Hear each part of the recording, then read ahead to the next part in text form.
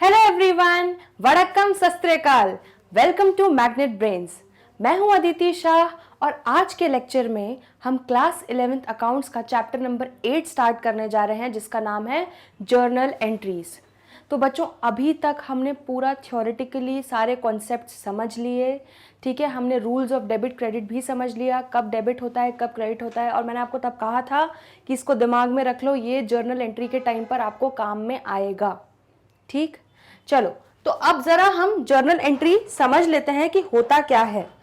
सबसे पहले आपको मैं एक चीज अभी ये बता दूं, क्लियर कर दूं कि जर्नल जो है ये वाला चैप्टर आपका बहुत बहुत बहुत ज़्यादा इंपॉर्टेंट चैप्टर है। क्यों? क्योंकि आपको ज़िंदगी भर काम में आने वाला है, ठीक है। तो इसका ये अगर आपने यहाँ पे पूरा बेस अच्छे से क्लियर कर लिया तो आपको आगे जाके जो बाकी चैप्टर्स हैं उनमें कोई दिक्कत नहीं होगी। इसके अलावा आप आगे की भी जो फ्यूचर में पढ़ाई करने वाले हैं, ग्रेजुएशन, मास्टर्स, उनमें भी आपको कोई दिक्कत नहीं होगी। ये सबसे ज़्यादा इंपॉर्टेंट और सबसे ज़्यादा बेसिक चैप्टर होता है अकाउंटिंग का, ठीक है। चलिए, और ये प्रैक्टिकल लाइफ में भी आपको बहुत काम आएगा। अब ज़रा हम देख लेते हैं कि जर्नल क्या होता है। तो बच्चों, जर्नल क्या होता है, सबसे पहले उसको समझने से पहले हम वो ज़रा याद कर लें। हमने जो फर्स्ट लेक्चर में पढ़ा था, क्या? आई एम रणछोड़ दास चाचड़, शिमला आया चतुर। हमने पढ़ा था अकाउंटिंग का प्रोसीजर क्या होता है, ठीक है। आई एम रणछोड़ दास चाचड़, शिमला आया चतुर। तो बच्चों, हमने सबसे पहले क्या देखा था कि आप सबसे पहले क्या करोगे, आइडेंटिफाई करोगे। जब घटना हो रही है तो आप आइडेंटिफाई करोगे कि भाई ये जो ट्रांजैक्शन है ये घटना घटी है, ठीक है। और फिर उसके बाद ये बिजनेस से रिलेटेड ट्रांजैक्शन है और ये घटना घटी है। फिर मेजरमेंट में आप देखोगे, सेकंड जो हमारा स्टेप था कि भाई वो मॉनेटरी टर्म्स में मेजर हो सकता है या नहीं। हमने उसमें ये भी देखा था कि अगर बिजनेस से रिलेटेड है लेकिन अगर उसको मॉनेटरी टर्म्स में हम मेजर नहीं कर सकते तो आप उसको रिकॉर्ड नहीं कर सकते बुक्स में, ठीक है। तो उसका मॉनेटरी वैल्यू में मेजरमेंट इंपॉर्टेंट है, उस घटना का, उस ट्रांजैक्शन का, तभी आप उसको रिकॉर्ड कर सकते हो। ये जब हमने घटना घट गई, आइडेंटिफाई भी कर लिया, मेजर भी कर लिया, अब बारी किस चीज की है बच्चों? अब बारी है रिकॉर्ड करने की। और रिकॉर्ड करने में हमने देखा था कि हम क्या बनाते हैं, जर्नल बनाते हैं। उसके बाद प्रोसेस था हमारा क्लासिफिकेशन का, उसमें हमने देखा था कि हम क्या बनाते हैं, लेजर बनाते हैं, ठीक है। तो बच्चों, अब ये जो रिकॉर्डिंग वाले प्रोसेस पे आप आ चुके हैं, अब आपको बनानी है जर्नल। और अब आप देखेंगे कि जर्नल कैसे बनाई जाती है, ठीक। अब ये जो आइडेंटिफिकेशन और मेजरमेंट वाला प्रोसेस है बच्चों, इसमें आपने एक चीज और जरा पढ़ ली क्या कि भाई जो एक प्रोसेस है, हमने अकाउंटिंग का क्या देखा था कि सबसे पहले घटना घटी, ठीक है। उसका एक एविडेंस, जब घटना घटी है हमने आइडेंटिफाई भी कर लिया तो उसका कुछ ना कुछ सोर्स डॉक्यूमेंट बनता है।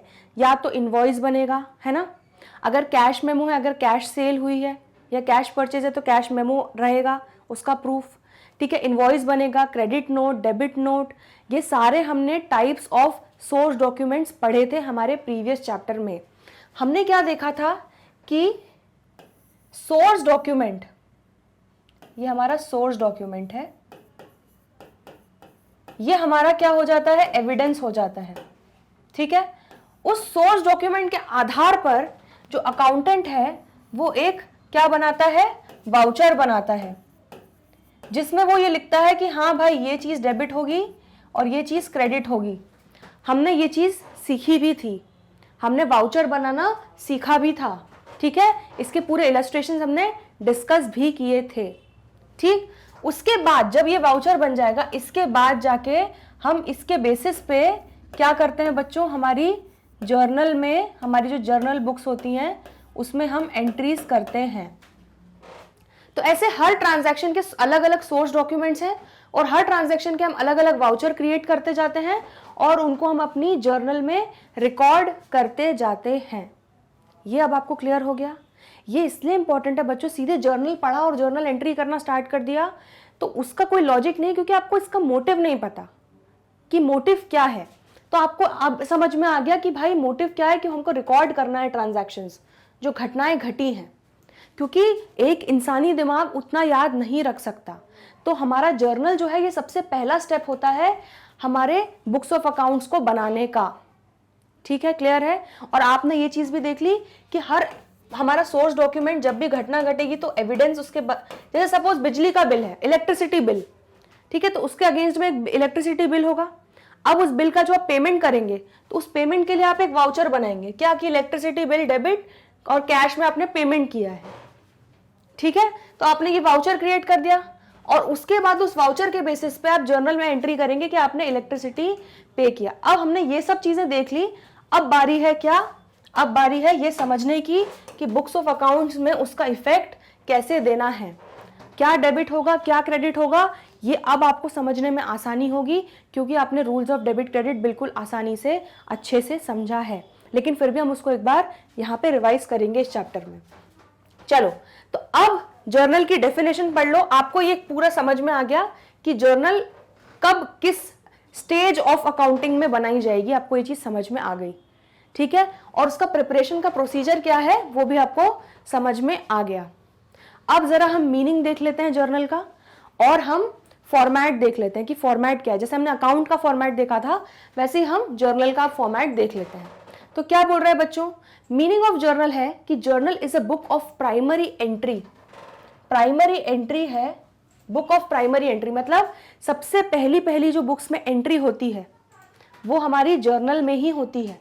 ये मैंने आपको बताया, हमारी बुक्स ऑफ अकाउंट्स का सबसे पहली जो एंट्रीज होंगी वो सब जर्नल में होंगी, इसलिए इसको हम बुक ऑफ प्राइमरी एंट्री भी बोलते हैं।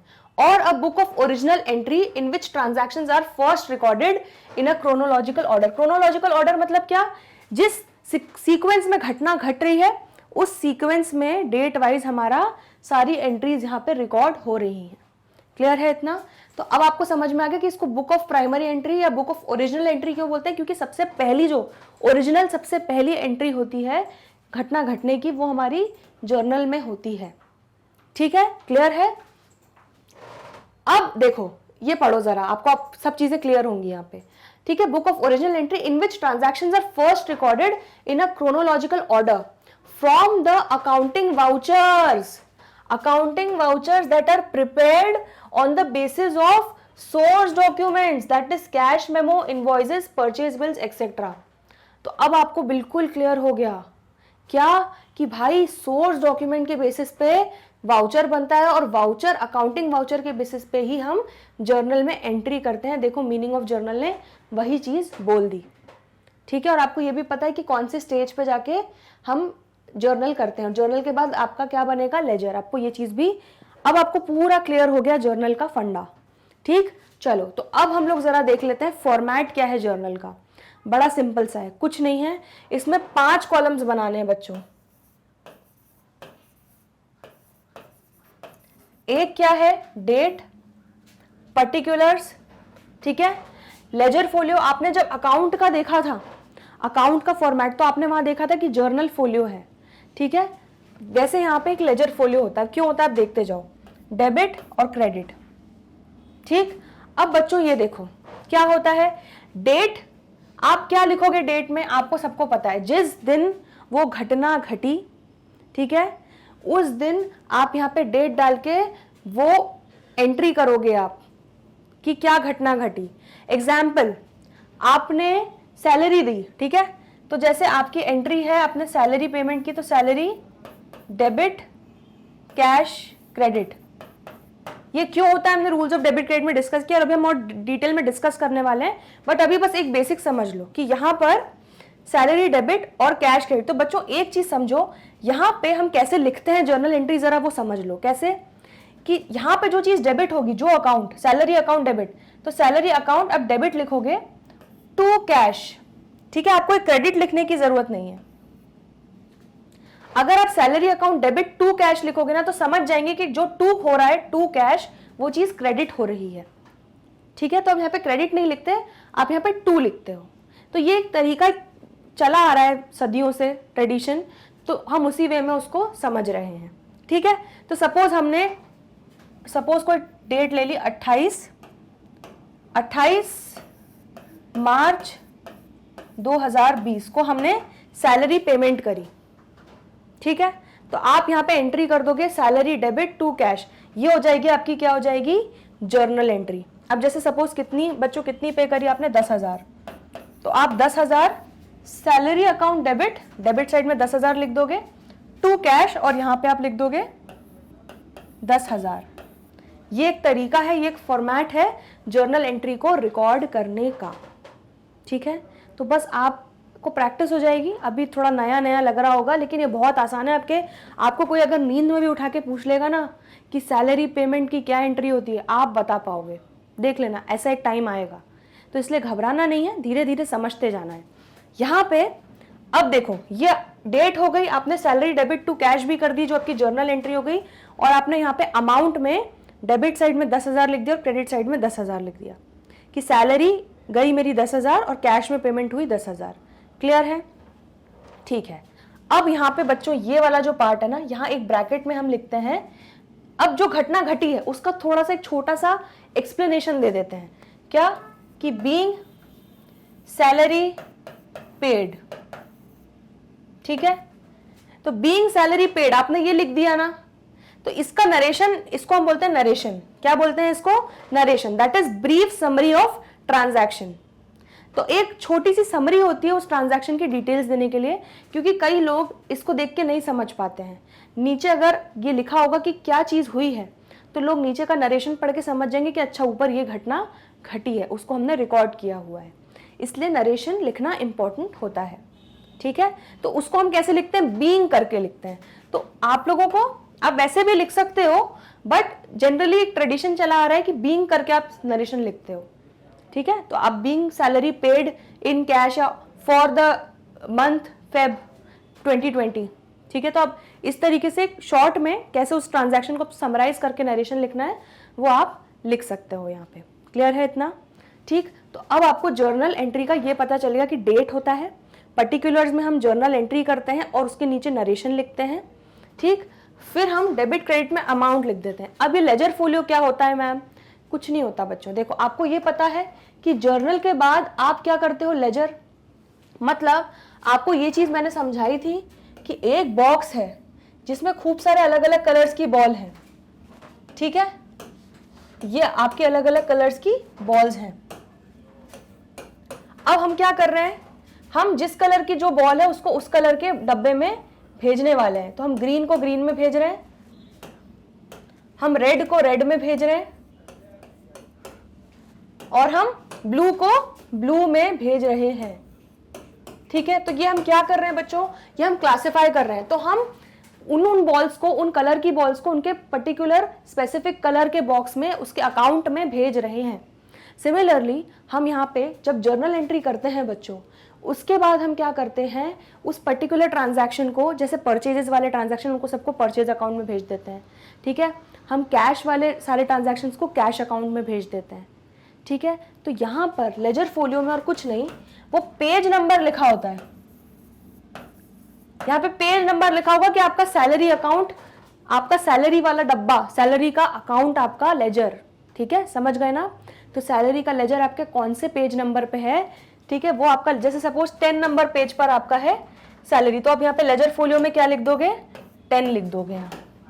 तो ये रेफरेंस के लिए हो जाता है कि अच्छा इसके बाद 10 नंबर पेज खोल लो तो आपको सैलरी का सीधे अकाउंट मिल जाएगा। मतलब सीधे यहाँ इतनी खिचड़ी में से सीधे आप उस बॉक्स पे पहुंच जाओगे जहां पे वो पर्टिकुलर, जैसे आपको ब्लू बॉक्स देखना है तो आप सीधे ब्लू वाले बॉक्स के पेज पे पहुंच जाओगे सीधे। क्लियर हुआ? इतना सिंपल है और कुछ नहीं। ये आपका फॉर्मेट है, एक बार आप ध्यान से देख लो क्या क्या हो रहा है। डेट है, पर्टिकुलर्स है जिसमें जर्नल एंट्री है और नरेशन करते हैं, फिर लेजर फोलियो में हम पेज नंबर लिख देते हैं कि उस पर्टिकुलर अकाउंट का लेजर कौन से पेज नंबर पे बना हुआ है, और फिर डेबिट अमाउंट और क्रेडिट अमाउंट। क्लियर है इतना? चलो बहुत बढ़िया, और आपको जर्नल का पूरा मीनिंग भी समझ में आ गया।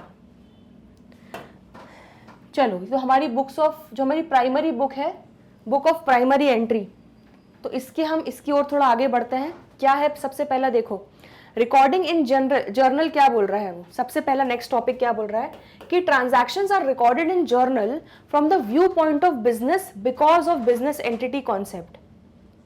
ठीक है, हमने मीनिंग ऑफ जर्नल देख लिया। अब हमारा नेक्स्ट टॉपिक जो है वो ये बोल रहा है कि हम रिकॉर्ड जर्नल में किस एस्पेक्ट से करते हैं। तो बच्चों, हमने बिजनेस एंटिटी कॉन्सेप्ट पढ़ा है जिसमें हमने ये पढ़ा है क्या कि हमारा बिजनेस अलग है और हमारा ओनर अलग है, ठीक है, दोनों अलग अलग पर्सन माने जाते हैं, ठीक है।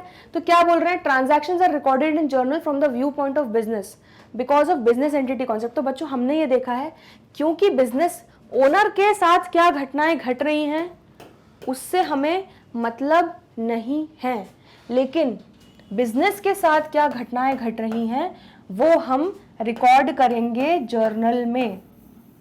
तो आपने एक रूल देखा था, क्या रूल देखा था मैम?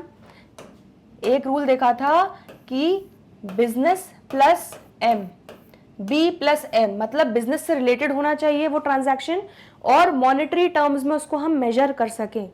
ऐसे ही ट्रांजैक्शंस हम बिजनेस के बुक्स ऑफ अकाउंट्स में रिकॉर्ड करेंगे। क्लियर है? इतना क्लियर है? चलो, तो अब आपको ये समझ में आ गया कि जो भी ट्रांजैक्शंस होंगे जो बिजनेस से रिलेटेड होंगे वो बिजनेस के पॉइंट ऑफ व्यू से ही इसमें रिकॉर्ड होंगे जर्नल एंट्री में, बुक्स ऑफ अकाउंट्स में, ठीक है। ओनर के पॉइंट ऑफ व्यू से नहीं होंगे, जो ट्रांजैक्शंस हैं वो बिजनेस के पॉइंट ऑफ व्यू से रिकॉर्ड होंगे। ओनर कुछ भी करता रहे उससे हमें मतलब नहीं है, हमें बिजनेस से मतलब है। क्लियर है? तो क्या होता है बच्चों, अब ओनर तो अपना खुद का ये सब चीजें मेंटेन कर सकता है, बट बिजनेस जो है उसके लिए तो कोई बिजनेस कोई इंसान वैसा तो है नहीं, वो आर्टिफिशियल पर्सन है, ठीक है। तो उसके लिए हम लोग उसके बिहाफ पे रिकॉर्डिंग करते हैं, उसके बिहाफ पे जो अकाउंटेंट है या जो प्रोपराइटर है वो उसके बिहाफ पे ये एंट्रीज को रिकॉर्ड करता है। क्लियर है इतना? चलो बहुत बढ़िया, अब आपको ये चीज भी क्लियर हो गई। अब नेक्स्ट हम बस एक छोटा सा रिवीजन करने वाले हैं हमारे rules of debit and credit जो हमने अकाउंटिंग प्रोसीजर्स में पढ़े थे उसका, क्योंकि यहाँ पे रिवीजन इसलिए इंपॉर्टेंट है क्योंकि उसी बेसिस पे आप जर्नल एंट्री करते टाइम डिसाइड करोगे कि क्या चीज़ डेबिट होगी और क्या चीज़ क्रेडिट होगी। अभी आप देखते जाओ, जादू देखते जाओ। चलो, तो बच्चों आपने देखा, हमने रूल्स ऑफ डेबिट क्रेडिट में देखा था कि दो अप्रोचेज हैं, ट्रेडिशनल अप्रोच और मॉडर्न अप्रोच, ठीक है। आपने ट्रेडिशनल अप्रोच में देखा था कि हम 3 पार्ट्स में डिवाइड करते हैं, एक है पर्सनल, एक है रियल और एक है नॉमिनल। पर्सनल में हम किसी टाइप के पर्सन को जो अकाउंट है, जैसे कि हमारा नेचुरल पर्सन हो गया, कोई राम श्याम ये सब हो गए, या हमारा आर्टिफिशियल पर्सन कोई कंपनी ऑर्गेनाइजेशन हो गई, या रिप्रेजेंटेटिव पर्सनल हो गया जो हमारी आउटस्टैंडिंग सैलरी, प्रीपेड, हमने ये सब चीज़ें पढ़ी थी, आपको बिल्कुल रिकॉल होनी चाहिए। तो कोई भी पर्सन से रिलेटेड जो अकाउंट है वो हमारा पर्सनल में आएगा, चाहे वो किसी भी टाइप का हो, नेचुरल हो, पर्सनल नेचुरल हो, आर्टिफिशियल हो या रिप्रेजेंटेटिव हो। और रियल में बच्चों हमने क्या देखा था कि असेट्स से रिलेटेड एंट्रीज होती है, दैट असेट्स से रिलेटेड अकाउंट्स आते हैं, that is tangible and intangible assets आते हैं हमारे रियल के अंडर, ठीक है। और नॉमिनल के अंडर आते हैं हमारे सारे इनकम और एक्सपेंसेस। क्लियर है इतना? फिर हमने ये पढ़ा था कि इन तीनों पे क्या गोल्डन रूल्स अप्लाई होते हैं। पर्सनल क्योंकि वो एक इंसान है तो इसलिए हमने याद रखा था कि रिसीवर और गिवर की बात होगी, तो हमने क्या बात याद रखा था कि debit the receiver and credit the giver. Real क्योंकि एक असेट इन्वॉल्व होता है रियल उसमें, तो इसीलिए हमने क्या लिखा था कि जो आएगा और जो जाएगा, तो debit what comes in and credit what goes out. जो आएगा वो डेबिट होगा, जो जाएगा, जो असेट बाहर जाएगा वो क्रेडिट हो जाएगा, असेट लेके आएंगे तो वो डेबिट होगा। फिर नॉमिनल में बच्चों हमने देखा था कि एक्सपेंसेस और इनकम की बात होती है, तो बस रूल भी उस पर ही बन गया, क्या कि debit all expenses and losses and credit all incomes and gains, ठीक है। तो ये 3 गोल्डन रूल आई होप आपको अच्छे से याद है अभी भी। उसके बाद नेक्स्ट हमने मॉडर्न अप्रोच में बच्चों क्या याद रखे थे, 4 टर्म्स या ये वाले टर्म्स याद रखे थे, CLEAR, ठीक है। 5 हेड्स में हमने कैटेगराइज कर दिए थे अपने अकाउंट्स को, capital, liability, expenses, asset and revenue. और इसमें हमने क्या पढ़ लिया था, क्या कि एक्सपेंसेस और असेट्स अगर बढ़ेंगे तो डेबिट होगा, अगर घटेंगे डिक्रीज होंगे तो क्रेडिट होगा। वहीं पर एक्सपेंसेस और असेट का हो गया। अब क्या बच रहा है, कैपिटल, लाइबिलिटी और रेवेन्यू पे एक जैसा रूल अप्लाई होता है, क्या कि ये अगर बढ़ेंगे तो क्रेडिट होगा और ये घटेंगे तो डेबिट होगा। ये थे हमारे rules of debit and credit, ठीक है। तो बस अब जर्नल एंट्री पे जाने से पहले हम कुछ एक या दो तरीके के एग्जाम्पल्स कवर कर लेते हैं, जिससे आपको एक बार पूरा मेमोराइज हो जाए कि आपको कैसे रूल अप्लाई करना है किसी भी ट्रांजैक्शन को देख के, और क्या कैसे डिसाइड करना है कि क्या डेबिट होगा और क्या क्रेडिट होगा। ठीक है, क्लियर है इतना? तो आप जर्नल का कॉन्सेप्ट समझ गए, रूल्स ऑफ डेबिट क्रेडिट हमने रिवाइज कर लिए, फॉर्मेट देख लिया हमने जर्नल का। अब बारी है बस ये रूल्स को अप्लाई करने की और डिसाइड करने की। उसके बाद हम सीधे आ जाएंगे जर्नल एंट्रीज पर। क्लियर है इतना? चलिए तो इलस्ट्रेशन नंबर 1 देख लेते हैं, और इसमें ये सारे ट्रांजैक्शंस दिए हुए हैं और हम लोगों को ये ट्रांजैक्शंस को समझना है और पहचानना है कि इसमें कौन कौन से अकाउंट्स पे इफेक्ट आएगा और कौन सा अकाउंट डेबिट होगा और कौन सा अकाउंट क्रेडिट होगा। इस टाइप के क्वेश्चंस बच्चों हम लोग पहले भी कर चुके हैं, लेकिन हम ये इसलिए कर रहे हैं ताकि हम लोगों को जर्नल एंट्री पास करने में आसानी हो, हम लोगों को अभी ये चीज़ कॉन्सेप्ट अच्छे से समझ में आ जाए। ठीक है, तो बस एक छोटा सा रिविजन रहेगा, दो इलस्ट्रेशन सॉल्व करेंगे और फिर जर्नल एंट्रीज पे आगे बढ़ेंगे। ठीक है, चलो तो क्या बोल रहा है, एनालाइज द फॉलोइंग ट्रांजैक्शंस, इनको एनालाइज करो, state the nature of accounts, nature बताओ कि अकाउंट्स का क्या है, and the accountant that will debited and credited as per the tradition. हाँ ठीक है, तो हमको क्या क्या बताना है बच्चों, हमें ये बताना है कि नेचर ऑफ अकाउंट क्या है और क्या डेबिट होगा और क्या क्रेडिट होगा, ये भी बताना है as per the traditional classification of accounts. तो बस यहाँ आपको तुरंत याद आ जाना चाहिए क्या, कि पर्सनल, रियल एंड नॉमिनल। ठीक है, और तीनों के डेबिट क्रेडिट रूल्स दिमाग में तुरंत रिकॉल हो जाने चाहिए। बस अब आपने रिकॉल कर लिया ना, अब बारी है हर ट्रांजैक्शन को देखने की, समझने की और अप्लाई करने की। तो चलिए ये हम सारे ट्रांजैक्शंस ले चलते हैं आगे और एक एक ट्रांजैक्शन का इफेक्ट देखते जाते हैं। सबसे पहला ट्रांजैक्शन क्या था बच्चों, Dinesh started business with cash rupees 1,50,000। तो दिनेश जो है वो 1,50,000 का कैश बिजनेस में लेकर आया। मतलब क्या लेकर आया, कैपिटल। तो कैश आया बच्चों और कैपिटल भी क्रिएट हुआ। तो ये दो अकाउंट्स इन्वॉल्व होंगे, ये आप देख चुके हो अकाउंटिंग इक्वेशन में भी। ठीक है, हम कैश में ऐड करते थे और कैपिटल में भी ऐड करते थे। अब ये देखो जरा, आप सबसे पहले एक काम करते हैं, ये तीनों ट्रांजैक्शन का अकाउंट्स को पहचान लेते हैं, फिर हम आगे का पूरा देखेंगे। नेक्स्ट क्या है बच्चों, deposited 1 lakh to open a bank account. तो हमने क्या किया, ये इतना कैश लेकर आया, उसमें से उस कैश में से हमने ले जाके 1 लाख रुपए बैंक में डिपॉजिट कर दिए, अपना बैंक अकाउंट खुलवा दिया। तो बच्चों यहाँ पे क्या क्या चीज़ें इन्वॉल्व हो रही हैं, दो चीज़ें, बैंक और कैश। ठीक है, next, received loan of rupees 1 lakh from Naresh by cheque. तो बच्चों यहाँ पे चेक से हमें लोन मिला नरेश से 1 लाख रुपए का। तो चेक से मिला मतलब बैंक में आएगा। ठीक है, और क्या आया, लोन आया नरेश से। तो ये दो अकाउंट्स इन्वॉल्व हो जाएंगे, एक हो जाएगा बैंक और एक हो जाएगा लोन फ्रॉम नरेश। क्लियर है? चलो अब जरा पर्सनल, रियल और नॉमिनल, इनको पहचान लो कि कौन सा अकाउंट क्या है। तो बच्चों कैश, हम कैश पढ़ चुके हैं कि कैश हमारा असेट होता है, इसलिए वो रियल अकाउंट होगा। कैपिटल एक प्रोप्राइटर लेके आया है, उस प्रोप्राइटर को इंसान ने बनाया है, भगवान ने बनाया है। ठीक है, नेचुरल पर्सन है वो, तो वो हमारा किसके अंडर आएगा, पर्सनल में। बैंक हमने देखा एक आर्टिफिशियल पर्सन है, तो ये हमारा किसके अंडर आएगा, पर्सनल में। कैश देख चुके हैं हम, रियल में आएगा। बैंक हमारा पर्सनल है। और बच्चों नरेश जो है, नरेश को भी भगवान ने ही बनाया है, वो इंडिविजुअल है, नेचुरल पर्सन है। ठीक है, तो इसको हम पर्सनल में ले लेंगे। ये होगा, अपने नेचर ऑफ अकाउंट्स पहचान लिए सबके। अब बच्चों देखो क्या, अब बस हर अकाउंट के ऊपर जो इफेक्ट आ रहा है उस चीज़ का, वो आ रहा है, जा रहा है, क्या इफेक्ट हो रहा है, कौन रिसीवर है, कौन गिवर है, ये सारे रूल्स आपको अप्लाई करने हैं। तो चलो, रियल का बच्चों क्या रूल होता है, रियल का debit what comes in and credit what goes out. तो यहाँ पर रियल में कैश आ रहा है कि जा रहा है, बताओ जल्दी। बिल्कुल सही जवाब, 1.5 लाख रुपए आ रहा है, that is cash is coming in. तो बच्चों डेबिट व्हाट कम्स इन, मतलब कैश क्या हो जाएगा हमारा, डेबिट।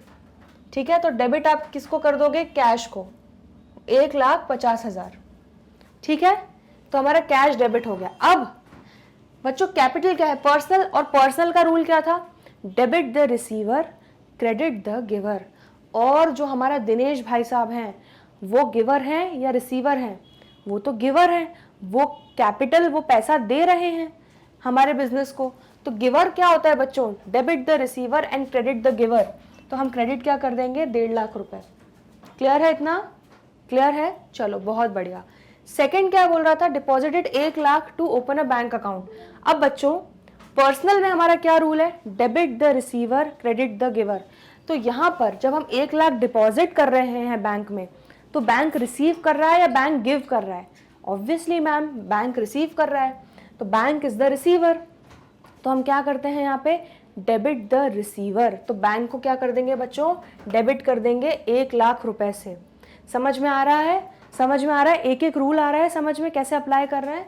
बहुत बढ़िया। नेक्स्ट क्या है? रियल। रियल का क्या रूल था? Debit what comes in credit what goes out.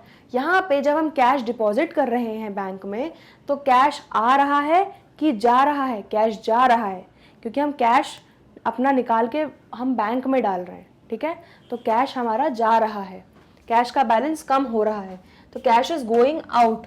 तो क्या हो जाएगा बच्चों? ये क्रेडिट हो जाएगा 1 लाख रुपए से। देखो ये ऊपर हमने इसलिए डेबिट क्रेडिट के कॉलम बना दिए ताकि आपको क्लियर होता रहे। ठीक है, चलो next. Receive loan of ₹1 lakh from Naresh by cheque. अब बच्चों यहाँ पे पर्सनल जो है, पर्सनल पे क्या होता है? Debit the receiver credit the giver. हमने यहाँ पे देखा कि बैंक भी पर्सनल है और लोन फ्रॉम नरेश भी पर्सनल है, दोनों ही पर्सनल है, तो दोनों पे सेम रूल अप्लाई होगा, debit the receiver credit the giver. तो अब जरा देख लो बच्चों, receive loan of ₹1 lakh from Naresh by cheque. तो यहाँ पे डेबिट, रिसीव कौन कर रहा है? बैंक में पैसा आ रहा है, ठीक है, 1 लाख रुपए, तो बैंक इज द रिसीवर, तो बैंक को हम क्या कर देंगे? डेबिट। नरेश हमको लोन दे रहा है, ठीक है, नरेश लोन दे रहा है, नरेश इज द गिवर, तो 1 लाख क्या हो जाएगा? क्रेडिट। ठीक है, नरेश के अकाउंट में, लोन फ्रॉम नरेश के अकाउंट में। क्लियर है इतना? बहुत बढ़िया। चलो अगला देख ले। Purchase furniture for ₹20,000 in cash. ठीक है, तो बच्चों यहाँ पे आपको समझ में आ गया कि फर्नीचर लिया, कैश दिया, तो ये 2 अकाउंट्स आपको पता है। ठीक है, अब जल्दी से बता दो कि फर्नीचर क्या है? असेट है। असेट कहाँ आता है? रियल अकाउंट में। कैश क्या है? असेट, कैश आएगा रियल अकाउंट में। ठीक है, रियल अकाउंट का रूल क्या होता है? Debit what comes in credit what goes out. तो डेबिट व्हाट कम्स इन, आ क्या रहा है? फर्नीचर आ रहा है, और फर्नीचर को खरीदने के लिए कैश जा रहा है। तो अब आपको समझ में आ गया कि क्या, कि फर्नीचर को आप डेबिट करोगे 20,000 से, क्योंकि furniture is coming in and cash is going out, इसलिए आप कैश को 20,000 से क्रेडिट कर दोगे। तो आपकी एंट्री क्या हो जाएगी? Furniture account debit to cash. ठीक है, हमने देखा है कि हम नीचे क्रेडिट नहीं लिखते, हम टू करके लिखते हैं। चलो next, purchase furniture from Delhi safe for 40,000। तो बच्चों यहाँ पे नाम दे दिया है कि दिल्ली सेफ से हमने फर्नीचर खरीदा 40,000 रुपए का, और यहाँ पे ये नहीं लिखा कि फॉर कैश, तो हम क्या मान के चल रहे हैं कि क्रेडिट में खरीदा है।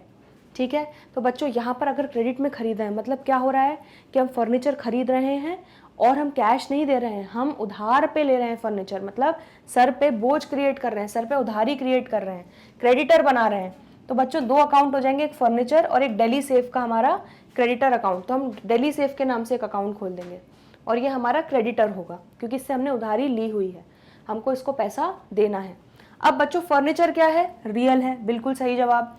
दिल्ली सेफ, तो दिल्ली सेफ बेसिकली एक ऑर्गेनाइजेशन है, एक कंपनी है, और कंपनी हमने देखा कि आर्टिफिशियल पर्सन में आती है, किसके अंडर? पर्सनल के अंडर। तो यहाँ पे ये हो जाएगा हमारा पर्सनल। अब बच्चों रूल अप्लाई कर दो। रियल पे क्या होता है? Debit what comes in. तो यहाँ पे क्या हो रहा है? फर्नीचर आ रहा है कि जा रहा है? आ रहा है, तो फर्नीचर क्या हो जाएगा? फर्नीचर इज कमिंग इन, तो फर्नीचर हो जाएगा हमारा डेबिट 40,000 से। ठीक है, एंड दिल्ली सेफ क्या है? पर्सनल। तो पर्सनल बच्चों क्या होता है? Debit the receiver credit the giver. तो हमको दिल्ली सेफ जो है फर्नीचर दे रहा है, उधारी दे रहा है, हमें उसको पैसा देना है। ठीक है, तो वो हमारा गिवर है। तो बच्चों debit the receiver credit the giver, तो दिल्ली सेफ क्या हो जाएगा? Delhi safe is the giver, तो इसलिए वो हो जाएगा क्रेडिट। क्लियर है? चलो बहुत बढ़िया। अब देखो 6th वाला क्या है? Purchased goods for cash 15,000। बच्चों हमने गुड्स खरीदे कितने के? कैश में 15,000, मतलब हमने परचेज की और उसके बदले में कैश पे किया। तो दो अकाउंट कौन कौन से हो गए मेरे, परचेजेस और कैश। परचेजेस बच्चों हम देख चुके हैं, हमारा खर्चा होता है, ठीक है, हम गुड्स खरीद रहे हैं बेचने के लिए, वो हमारा एक्सपेंस है। एक्सपेंस किसके हेड के अंडर आते हैं, नॉमिनल के अंडर आता है। और कैश क्या होता है बच्चों, रियल। अब नॉमिनल का रूल क्या है, डेबिट द एक्सपेंस और लॉस, क्रेडिट द इनकम और गेन। परचेज क्या है हमारा, परचेज मैम हमारा एक्सपेंस है, तो मतलब क्या होगा, debit. Purchase is an expense, तो इसलिए हम इसको करेंगे डेबिट 15,000 से। और बच्चों कैश क्या हो रहा है, हम परचेज कर रहे हैं और कैश जा रहा है, कैश इज गोइंग आउट, ठीक है, कैश रियल है, तो debit word comes in and credit word goes out, तो हम कैश को क्या कर देंगे यहाँ पे, क्रेडिट 15,000 से। अभी आपको ऐसा लग रहा है कि मैम एक एक एंट्री के लिए क्या हमको इतना सोचना पड़ेगा, ट्रस्ट मी बच्चों, अभी शुरुआत है, अभी आपको ऐसा लग रहा है कि आपको एक एंट्री को सोचने के लिए 2 मिनट लगेगा, लेकिन यहीं पर जब ये आपको सबकॉन्शियसली सारी चीज़ें फिट हो जाएंगी ना, पढ़ के अच्छे से समझ के, आपको हार्डली 3 या 4 सेकंड लगेंगे एक एंट्री को बनाने में, ठीक है। तो बस अभी सिर्फ कॉन्सेप्ट समझो और आगे देखना आप कभी भी जर्नल एंट्री में गलती नहीं करोगे। चलो कुछ और ट्रांजैक्शंस बचे हैं, देख लेते हैं।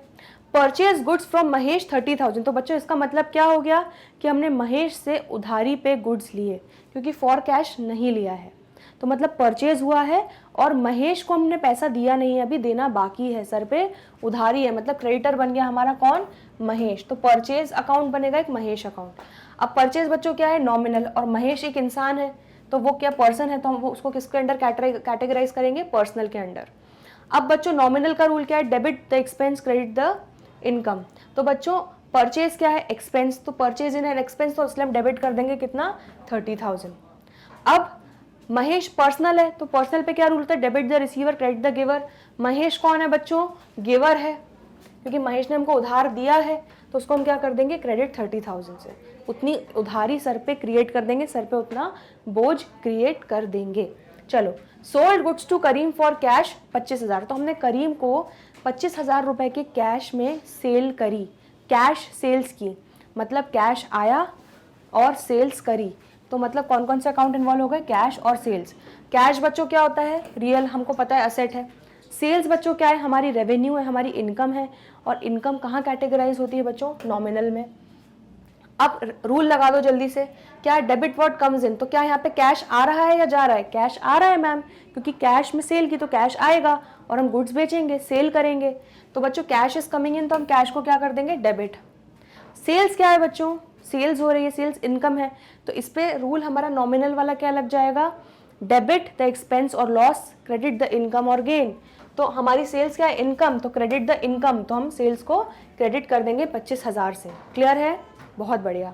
Sold goods to Shyam on credit 30,000, तो हमने उधारी पे श्याम को गुड्स बेचे, मतलब सेल्स तो हुई लेकिन अभी पैसा आया नहीं है, ठीक है, हमने डेटर क्रिएट कर दिया, मतलब उससे हमको पैसा लेना बाकी है, तो श्याम हमारा कौन बन गया, डेटर बन गया। हम ये पढ़ चुके हैं, जिसको उधारी पे सेल करते हैं वो हमारा डेटर होता है, ठीक है। तो बच्चों यहाँ पे 2 अकाउंट इन्वॉल्व हो जाएंगे, श्याम और सेल्स, ठीक है। श्याम कौन है, इंसान है, पर्सन है तो पर्सनल है, और सेल्स बच्चों मेरा इनकम है तो नॉमिनल में आ जाएगा। अब देखो यहाँ पर श्याम को मैं सेल्स कर रही हूँ, तो श्याम कौन है, रिसीवर है, मैं गिवर हूँ, ठीक है, तो डेबिट द रिसीवर, तो श्याम को हम क्या कर देंगे बच्चों, डेबिट कर देंगे 30,000, पर्सनल वाले रूल, गोल्डन रूल अप्लाई करके, ठीक है। अब नॉमिनल वाला गोल्डन रूल अप्लाई करो, क्या है, debit the expense credit the income और गेन। तो बच्चों सेल्स क्या हो गई, हमारी इनकम हो गई, ठीक है, तो इसलिए आप सेल्स को क्या कर दोगे, 30,000 को क्रेडिट कर दोगे। क्लियर है इतना, चलो आगे बढ़ते हैं। कैश रिसीव फ्रॉम श्याम 20,000, तो बच्चों कैश हमको श्याम से मिला 20,000 रुपए, ठीक है, तो कैश आया, ठीक, तो कैश इन्वॉल्व होगा और किससे मिला, हमको श्याम से मिला। अब कैश क्या है बच्चों, रियल है, और श्याम पर्सन है तो क्या हो जाएगा, वो पर्सनल हो जाएगा, ठीक है। अब बच्चों क्या हो रहा है, देखो जरा, कैश रिसीव्ड, तो रियल का क्या रूल है, डेबिट व्हाट कम्स इन, तो बच्चों कैश इज कमिंग इन, तो डेबिट क्या कर देंगे 20,000, ठीक है। श्याम किससे मिल रहा है, श्याम से मिल रहा है, श्याम इज पर्सनल अकाउंट है तो debit the receiver credit the giver. Shyam क्या है यहाँ पर, श्याम यहाँ पे गिवर है, क्योंकि कैश हम रिसीव कर रहे हैं, वो गिवर है, वो दे रहा है कैश। ठीक है, तो श्याम इज द गिवर, तो इसलिए हम उसको क्या कर देंगे, क्रेडिट 20,000 से। क्लियर है, बहुत बढ़िया। नेक्स्ट क्या है, कैश पेड टू महेश ₹10,000। तो हमने महेश को कैश पे किया, तो यहाँ पे दो अकाउंट आपको सीधे सीधे दिख रहे हैं, कौन कौन से, महेश और कैश। महेश कौन होगा, पर्सन है तो पर्सनल, और कैश होगा रियल। ठीक है बच्चों, अब पर्सनल वाला रूल लगाओ, debit the receiver credit the giver. Cash paid to Mahesh, तो बच्चों महेश रिसीव कर रहा है, ठीक है, हम दे रहे हैं कैश, तो महेश रिसीव कर रहा है, तो महेश इज द रिसीवर, तो डेबिट द रिसीवर, इसलिए हम 10,000 डेबिट कर देंगे महेश के अकाउंट में। और कैश बच्चों रियल अकाउंट है, रियल में क्या होता है, debit what comes in credit what goes out. Cash is going out क्योंकि हम महेश को पे कर रहे हैं, तो क्रेडिट व्हाट गोज आउट, तो कैश इज गोइंग आउट, तो इसलिए हम कैश को कर देंगे 10,000 क्रेडिट। क्लियर है, इतना क्लियर है, बहुत बढ़िया। चलिए आगे बढ़ते हैं। तो यहाँ पे बच्चों हमारा इलस्ट्रेशन 1 खत्म हो गया। अब एक और इलस्ट्रेशन ऐसे ही देख लेते हैं ताकि आपको अच्छे से रूल सबकॉन्शियस में बैठ जाएं, उसके बाद हम जाएंगे आगे जर्नल एंट्रीज पे। क्लियर है इतना, चलो अब इलस्ट्रेशन 2 देख लेते हैं कि क्या बोल रहा है। Analyse the transactions given in illustration 1 using modern classification of accounts. तो बच्चों ट्रांजैक्शंस वही सेम रहेंगे जो इलस्ट्रेशन 1 में है, लेकिन वो हमने किए थे ट्रेडिशनल अप्रोच से, और यहाँ पर हमको करना है मॉडर्न अप्रोच से। ठीक है, मॉडर्न अप्रोच से आपको बस ये तुरंत याद आ जाना चाहिए क्या, कि CLEAR होता है। ठीक है, क्या क्या इसमें एक्सपेंस और असेट्स जो हैं, ये क्या, इसका क्या रूल होता है कि अगर ये बढ़ेंगे तो डेबिट होगा, ये घटेंगे तो क्रेडिट होगा। और कैपिटल लायबिलिटी और रेवेन्यू का क्या रूल होता है, ये बढ़ेंगे तो क्रेडिट होगा और ये घटेंगे तो डेबिट होगा। तो बस आपको यही अप्लाई करना है, जैसे हमने वहाँ पे पर्सनल रियल नॉमिनल में कैटेगराइज किया, उस पर रूल्स ऑफ डेबिट क्रेडिट लगाए, अब वैसे यहाँ पे हम इन पांचों हेड्स के अंडर अकाउंट्स को कैटेगराइज करेंगे। जो जो अलग अलग अकाउंट इन्वॉल्व रहेंगे उनको हम इसमें मतलब कैटेगराइज करेंगे, और इस पे हम ये वाला इंक्रीज हो रहा है डिक्रीज हो रहा है ये देखेंगे, और फिर उसके अकॉर्डिंगली रूल लगाएंगे कि डेबिट होगा कि क्रेडिट होगा। क्लियर है, चलो बहुत बढ़िया। अब जरा आगे बढ़े और एक एक ट्रांजैक्शन देखते चले। क्या बोल रहा है, Dinesh started business with cash 1,50,000। ठीक है, तो इसमें हमको ये पता था क्या कि कैश है इन्वॉल्व और कैपिटल इन्वॉल्व है। अब बच्चों ट्रेडिशनल में तो हमने अलग किया था, कैश को रियल किया था और कैपिटल को पर्सनल किया था, वो गई बात इलस्ट्रेशन 1 में खत्म। अब इलस्ट्रेशन 2 में हमको क्या करना है, कैपिटल लायबिलिटी एक्सपेंस असेट या रेवेन्यू में उसको कैटेगराइज करना है। तो चलो बता दो जल्दी से, कैश क्या है, असेट है, वेरी नाइस। कैपिटल क्या है, कैपिटल तो कैपिटल ही है। ठीक है, तो बस यहाँ पे ये याद रखो CLEAR, ठीक है, और ये याद रखो EA इंक्रीज होगा तो डेबिट, डिक्रीज होगा तो क्रेडिट, CLR इंक्रीज होगा तो क्रेडिट, डिक्रीज होगा तो डेबिट। ठीक है, ये रूल्स हम यहाँ पे लिखे रहने देते हैं। चलिए अब जरा देखो, दिनेश ने एक बिजनेस स्टार्ट किया, 1.5 लाख रुपए वो कैश लेके आया। अगर वो कैश लेके आया तो कैश क्या हो रहा है, कैश हो रहा है इंक्रीज। ठीक है, तो कैश भी इंक्रीज हो रहा है और कैपिटल भी क्रिएट हो रहा है, मतलब कैपिटल भी इंक्रीज हो रहा है, कैपिटल लेके आया वो। ठीक है, दोनों इंक्रीज हो रहे हैं। तो अब जरा देख लो, असेट अगर इंक्रीज होता है तो क्या होता है बच्चों, डेबिट, 1.5 लाख डेबिट हो जाएगा। कैपिटल मतलब यहाँ C हमारा इंक्रीज हो रहा है तो क्या हो जाएगा, क्रेडिट, तो हमारा कैपिटल क्या हो जाएगा, क्रेडिट। तो हमारी एंट्री क्या हो जाएगी, cash account debit to capital. ठीक है, अब मैं इस क्वेश्चन में आपको जर्नल एंट्री भी बोलती जाऊंगी, ताकि हम जब जर्नल एंट्रीज तक जब तक पहुंचे आपको तब तक वो कहीं ना कहीं आपके दिमाग में फिट हो जाए। ठीक है, चलो deposited 1 lakh to open a bank account. तो हमने क्या किया था, 1 लाख रुपए बैंक अकाउंट में डाल दिए, अपना बैंक अकाउंट खोल दिया। तो बच्चों क्या हो रहा है यहाँ पे, बैंक और कैश इन्वॉल्व हो रहा है। ठीक है, बैंक क्या है, असेट है एज पर दिस, यस, एंड कैश क्या है, असेट है। अब बच्चों यहाँ देखो, बैंक क्या हो रहा है, बैंक में 1 लाख रुपए डल रहे हैं, मतलब हमारा बैंक बैलेंस क्या हो रहा है, बैंक बैलेंस बढ़ रहा है, इंक्रीज हो रहा है। तो असेट क्या हो रहा है, इंक्रीज, मतलब बैंक हम डेबिट कर देंगे। और कैश जा रहा है, कैश जाके वो बैंक में डिपॉजिट हो रहा है, तो कैश हमारा कम हो रहा है, कैश का बैलेंस कम हो रहा है। तो असेट अगर कम होता है तो क्या करते हैं, क्रेडिट। तो हम कैश हमारा डिक्रीज हो रहा है इसलिए हम इसको कर देंगे क्रेडिट। क्लियर है? तो हमारी एंट्री क्या हो जाएगी? Deposited 1 lakh to open a bank account में bank account debit to cash. Clear है? Very nice. चलो यहाँ पे थर्ड क्या है? Receive loan from 1 lakh from Naresh by cheque. तो भाई हमको लोन मिला 1 लाख का नरेश से, ठीक है, चेक के थ्रू आया, तो हम लोग बैंक में आया, ठीक है, चेक के थ्रू आया तो, और क्या मिला? लोन मिला नरेश से। बैंक बच्चों क्या है? असेट है, और लोन क्या है? सर पे बोझ है, मतलब लाइबिलिटी है। क्लियर? तो अब अगर हमको लोन मिल रहा है 1 लाख का, तो मतलब पैसा आ रहा है, 1 लाख रुपए का चेक आ रहा है, मतलब बैंक बैलेंस हमारा बढ़ रहा है, मतलब असेट बढ़ रहा है, तो क्या हो जाएगा? हमारा बैंक डेबिट हो जाएगा, बैंक हमारा इंक्रीज हो रहा है, असेट इंक्रीज हो रहा है, ठीक है। और बच्चों क्या हो रहा है? लोन क्रिएट हो रहा है, सर पे बोझ क्रिएट हो रहा है, मतलब लाइबिलिटी बढ़ रही है, बोझ बढ़ रहा है सर पे। कितने से? 1 लाख रुपए का बोझ बढ़ रहा है। तो अगर हमारा लाइबिलिटी इंक्रीज होती है तो हम क्या करते हैं? क्रेडिट करते हैं, ठीक है। ये हो गया आपका क्लियर। तो यहाँ पे बच्चों आपकी क्या एंट्री हो जाएगी? Bank account debit to loan from Naresh. Clear है? चलो बहुत बढ़िया। अब ये हमारे ट्रांजैक्शंस हो गए कंप्लीट। अब आगे के ट्रांजैक्शंस पे बढ़ते हैं और यही रूल्स अप्लाई करते हैं। चलो क्या बोल रहा है? Purchased furniture for ₹20,000 in cash. Furniture खरीदा, कैश दिया, तो फर्नीचर और कैश इन्वॉल्व है। फर्नीचर क्या है? असेट है, कैश क्या है? असेट है। अब बच्चों फर्नीचर आ रहा है, मतलब फर्नीचर बढ़ रहा है, असेट बढ़ रहा है, मतलब इंक्रीज हो रहा है, और फर्नीचर को खरीदने के लिए कैश जा रहा है, मतलब कैश बैलेंस क्या हो रहा है? डिक्रीज हो रहा है, ठीक है। असेट इंक्रीज होता है तो क्या करते हैं? डेबिट। तो फर्नीचर को हम कर देंगे डेबिट, क्योंकि फर्नीचर इंक्रीज हो रहा है। कैश डिक्रीज हो रहा है, असेट डिक्रीज होता है तो क्या करते हैं? क्रेडिट। 20,000 मेरा क्रेडिट हो जाएगा। तो बच्चों मेरा क्या हो जाएगा entry? Furniture account debit to cash, ठीक है। फिफ्थ वाला देखो क्या बोल रहा है? Purchased furniture from Delhi safe for 40,000। तो बच्चों यहाँ पे हमको समझ में आ रहा है फॉर कैश नहीं लिखा, तो हम ये, और दिल्ली सेफ का नाम दिया हुआ है, मतलब हम इसको क्या मान लेंगे कि दिल्ली सेफ हमारा क्रेडिटर है, हमने उधारी पे खरीदा, हमने क्रेडिट पे खरीदा। तो बच्चों 2 अकाउंट्स इन्वॉल्व है। फर्नीचर खरीदा, पैसा तो दिया नहीं, उधारी क्रिएट हो गई, किसकी? दिल्ली सेफ की। तो दिल्ली सेफ हमारा कौन बन गया? क्रेडिटर। और क्रेडिटर क्या होता है बच्चों? लाइबिलिटी, सर पे बोझ होता है, ठीक है। तो फर्नीचर क्या होता है? असेट।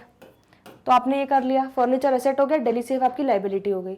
अब बच्चों फर्नीचर खरीदा, मतलब फर्नीचर आ रहा है, फर्नीचर बढ़ रहा है, असेट बढ़ रहा है, मतलब हमारा फर्नीचर अकाउंट क्या हो जाएगा? डेबिट हो जाएगा। और बच्चों सर पे उधारी भी बढ़ रही है, क्योंकि मैंने कैश नहीं दिया, मतलब मेरे क्रेडिटर्स बढ़ रहे हैं, लाइबिलिटी बढ़ रही है, और लाइबिलिटी बढ़ती है बच्चों तो क्या होता है? क्रेडिट। तो आप कर दोगे दिल्ली सेफ के अकाउंट को क्रेडिट 40,000 से। क्लियर है? तो असेट भी इंक्रीज हो रहा है और लाइबिलिटी भी इंक्रीज। तो यहाँ पे क्या हो रहा है? Furniture account debit to Delhi safe, ये आपकी एंट्री हो जाएगी, ठीक है। 6 देखो, परचेज गुड्स फॉर कैश ₹15,000, मतलब परचेज किया और कैश में पेमेंट करा, ठीक। तो बच्चों परचेज और कैश इन्वॉल्व है। अब परचेज क्या है जल्दी बताओ इसमें? परचेज आपका एक्सपेंस है, कैश क्या है? असेट है। अब अगर बच्चों एक्सपेंस बढ़ता है, ठीक है, परचेज कर रही हूं मैं, मतलब मेरा खर्चा बढ़ रहा है, कितने से? 15,000 से, और कैश जा रहा है उस खर्चे को करने के लिए, कैश बैलेंस कम हो रहा है, मतलब मेरा वो असेट डिक्रीज हो रहा है। तो बच्चों अगर एक्सपेंस बढ़ता है तो क्या करते हैं? डेबिट।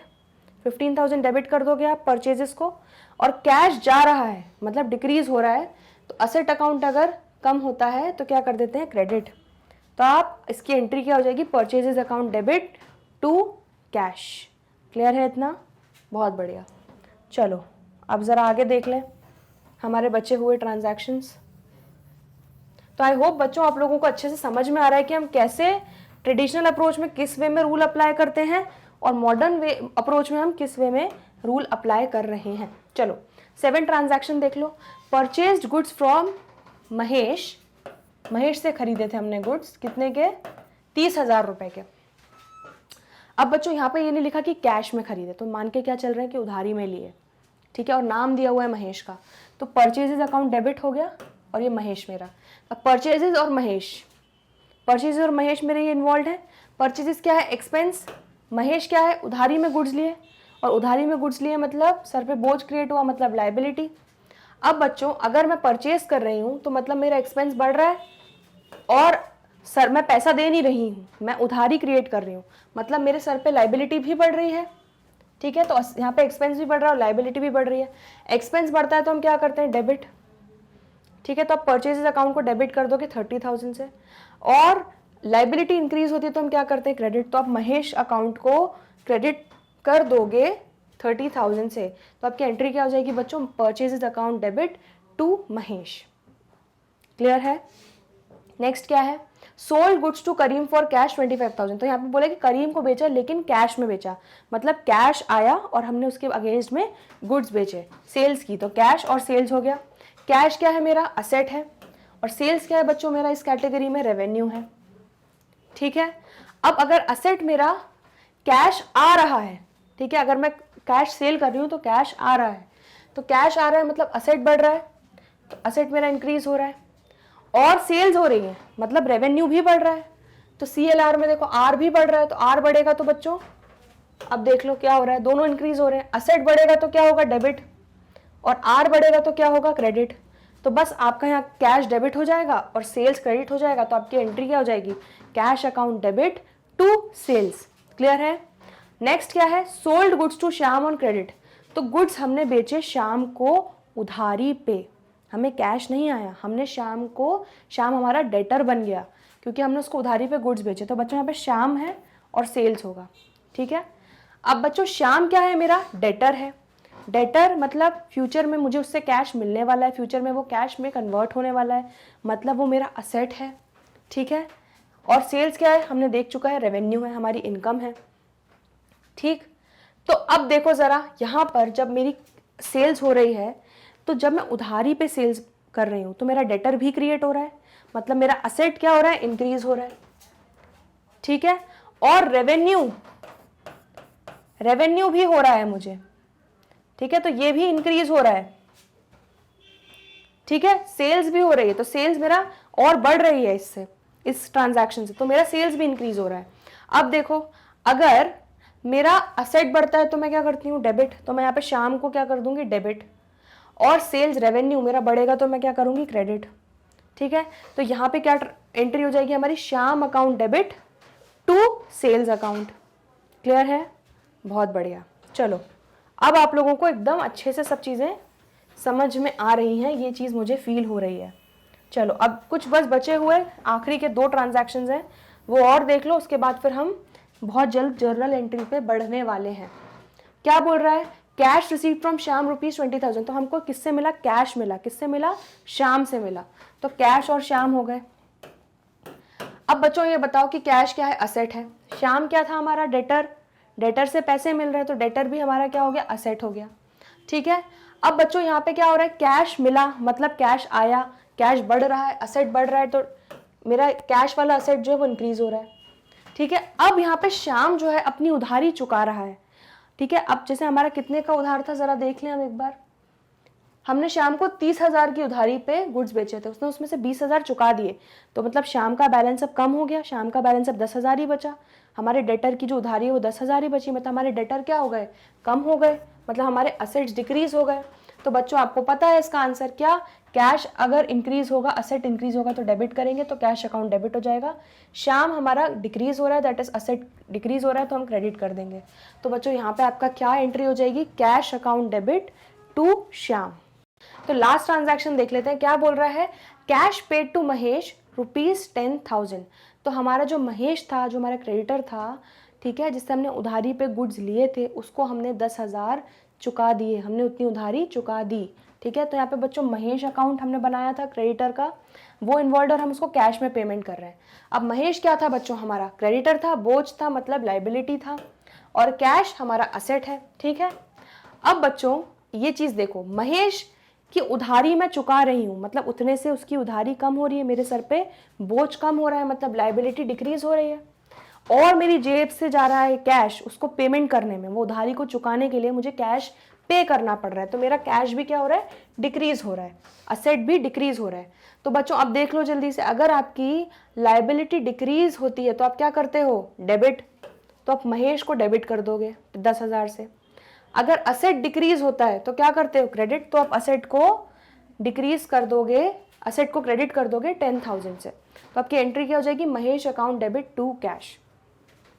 तो बच्चों आप लोगों ने यहाँ पे ये चीज़ देख ली क्लियरली कि डेबिट और क्रेडिट दो एस्पेक्ट्स हर ट्रांजैक्शन के हो रहे हैं, और उस चीज़ को आपको जर्नल एंट्री में कैसे इफेक्ट देना है रूल्स ऑफ डेबिट क्रेडिट लगा के, वो आपने आज यहाँ पे इस क्वेश्चन के थ्रू, इस इलस्ट्रेशन के थ्रू सीख लिया।